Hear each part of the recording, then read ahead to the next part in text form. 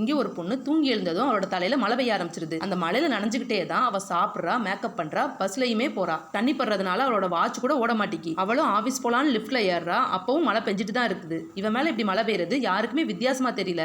எல்லாருமே கேஷுவலா தான் இருக்காங்க. ஆபீஸ் போனதும் ஒரு பொண்ணு இவகிட்ட டாக்குமெண்ட் பேப்பர்ஸை கொடுத்து ஒர்க் பண்ண சொல்றா. பட் மழை பெய்யறதால அந்த பேப்பரும் கிழிஞ்சு போயிருது.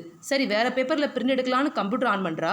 அதுலயும் தண்ணி பட்டு ரிப்பேர் ஆயிருது. இதெல்லாம் பார்த்து அவளுக்கு ரொம்ப கஷ்டமா இருக்கு. இவளால எந்த ஒர்க்குமே பண்ணவே முடியல. சரி சாப்பிடலான்னு ஹோட்டல் போறா. அங்கேயும் மழை பெஞ்சு அவளோட சாப்பாடு ஃபுல்லா தண்ணியா ஆயிருது. அப்ப அந்த ஹோட்டல்ல உள்ள வெயிட்டர் ஏதாச்சும் ஹெல்ப் வேணுமான்னு கேட்க அவளோ சிரிச்சுக்கிட்டு வேணான்னு சொல்லிடுறா. அவ சாப்பிட்டு முடிச்சுட்டு வெளியில வரும்போது அந்த ஊர் ஃபுல்லாவே மழை பெய்யுது. இவளும் கொடையை ஓப்பன் பண்றா. பட் கொடைக்குள்ளேயுமே மழை பெய்யத்தான் செய்யுது. இதனால அவ அந்த கொடையை கீழே போட்டுட்டு வானத்தை பார்த்து சிரிச்சுக்கிட்டே போயிடுறா.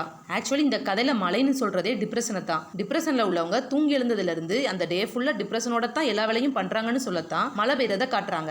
எவ்வளவு டிப்ரெஷன்ல இருந்தாலும் மத்தவங்க முன்னாடி சிரிச்சுக்கிட்டே தான் இருப்போங்கிறதுனால தான் அந்த பொண்ணு அவ்வளவு மழை பெஞ்சுமே சிரிச்சுக்கிட்டே இருக்கா. கடைசியா ஊர் ஃபுல்லா மழை பெய்யறதை வச்சு எல்லாருக்குமே கஷ்டம் இருக்குன்னு அவ புரிஞ்சு அந்த டிப்ரெஷனோட சந்தோஷமா வாழ கத்துக்கிறா. இந்த மாதிரி மழை பெஞ்சா நீங்க என்ன பண்ணுவீங்கன்னு கமெண்ட் பண்ணுங்க ஃப்ரெண்ட்ஸ்.